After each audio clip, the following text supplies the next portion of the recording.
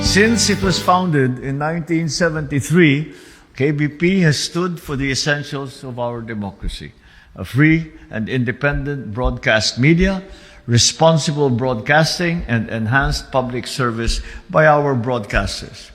To strengthen the media and democratic institutions, we must first acknowledge the issues many of our media workers face.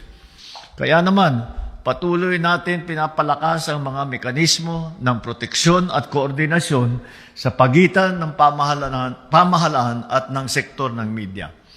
Asahan naman ninyo na ang inyong pamahalaan ay gumagawa ng mga hakbang upang pangalagaan ang inyong kapakanan at puksain ang pagkalat ng maling impormasyon.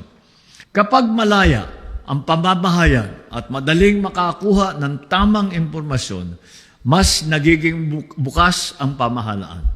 Kapag responsable ang pagbabalita, mas nagiging matalino at maayos ang desisyon ng ating mga mamamayan.